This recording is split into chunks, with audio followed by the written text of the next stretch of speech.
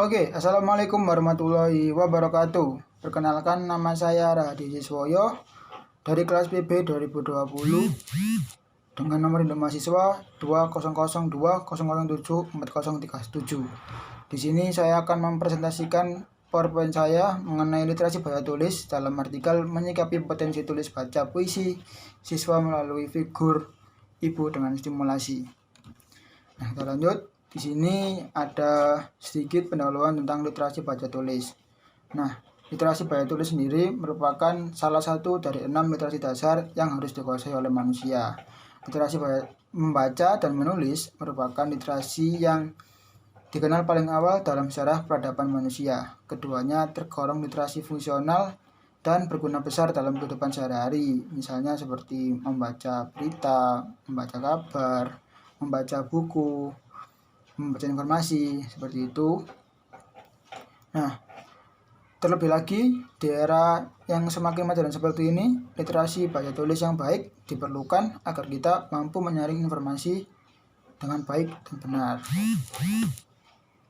Kita lanjut. Nah, di sini kita masuk ke dalam permasalahan yang ada di artikel tersebut. Di artikel tersebut terdapat sebuah permasalahan, yakni minat bakat dalam tulis baca puisi. Nah, di sini yang menjadi objek penelitian adalah siswa SMA.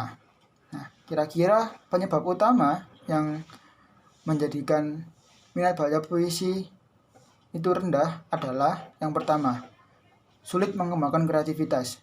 Biasanya seorang siswa itu akan sulit untuk mengembangkan kreativitasnya ketika diberikan kebebasan. Justru seperti itu. Lalu yang kedua, kurang tepat dalam mengalokasikan waktu. Ketika seseorang siswa diberikan waktu untuk berimajinasi, mencari ide, mereka sering menyalahgunakan waktu yang telah diberikan, mungkin dengan bergurau dengan temannya atau melakukan hal-hal yang lain. Nah, berikutnya solusinya. Di sini solusi dari permasalahan tersebut adalah mengubah model pembelajarannya, yakni dengan model pembelajaran stimulasi. Ya, model pembelajaran simulasi ini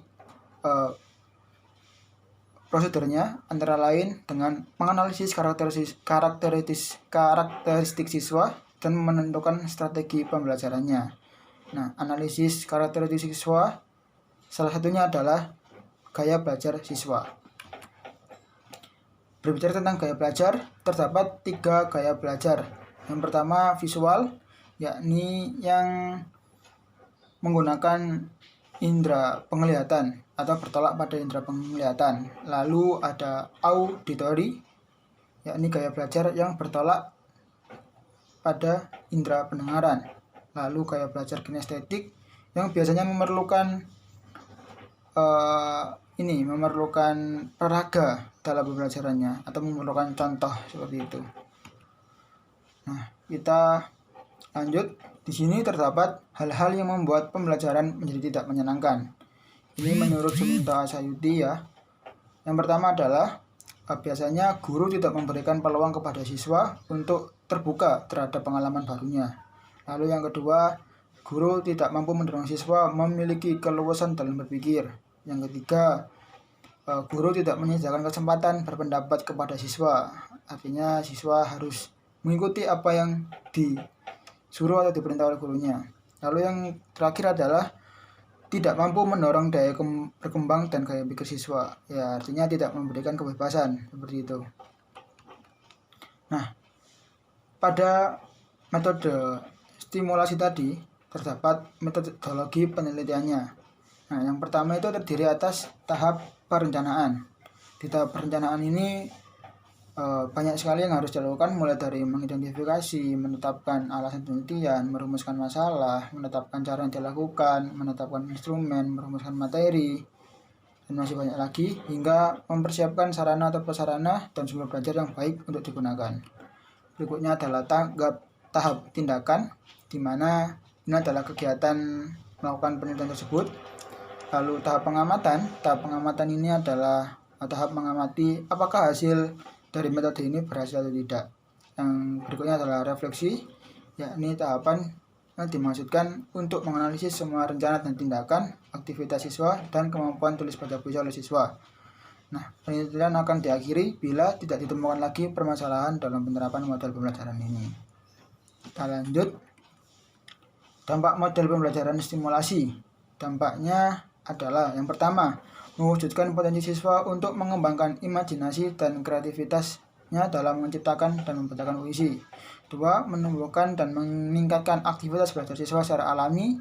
3. Memberikan pengalaman dan masukan bagi para guru dalam memilih dan memilah materi ajar yang sesuai karakter siswa.